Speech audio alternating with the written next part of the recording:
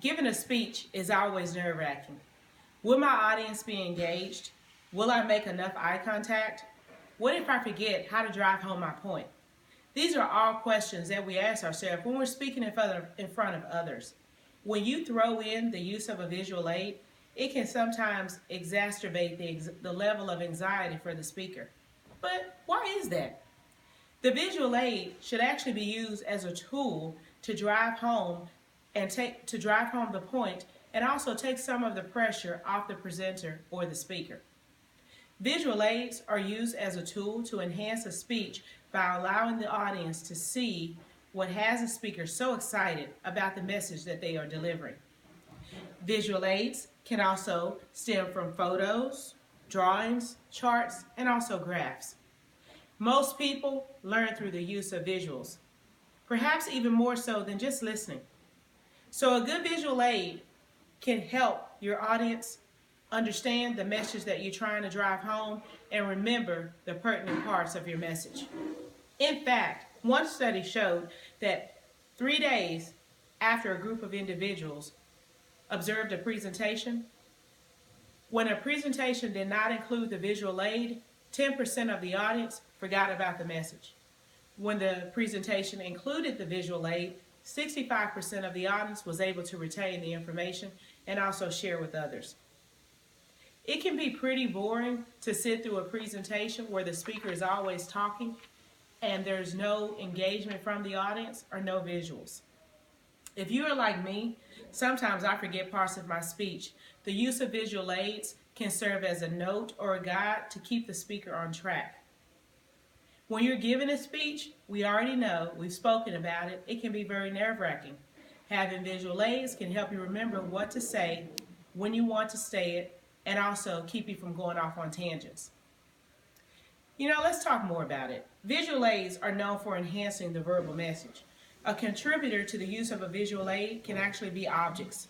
Objects that are large enough to be seen by the audience, but small enough for the speaker to transport that object in and out of the presentation site without assistance. Examples of objects considered to be visual aids can be models, presentations, huge drawings, maps, or charts. These type of visual aids helps one decide, are easy to decide on, but it's up to the presenter to determine what they want to use. In my current role as a finance manager, the use of charts has always shown to be effective for me in my speaking. A chart is considered a graphic representation that distills a lot of the information into an easily interpreted visual format. There have been several instances in which I have used a flow chart to explain the correct way a process or job function should actually be completed. As a result, these aids have been geared towards positive, useful sharing of information within my team.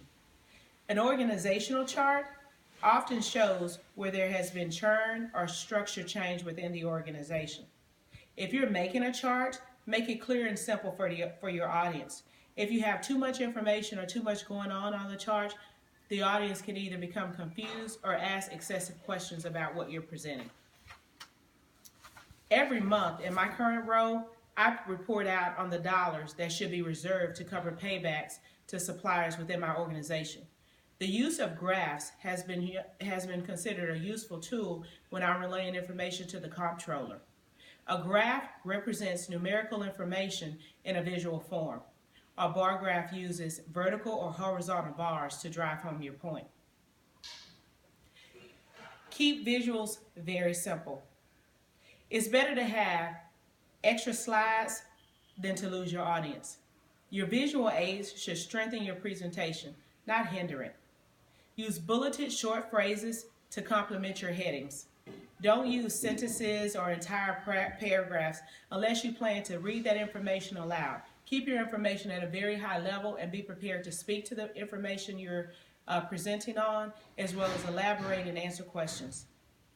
Whether you're using slides, overheads, transparencies, flip charts, computers, displays, or paper handouts, keep it simple. No more than 3 or 4 key points on each of them.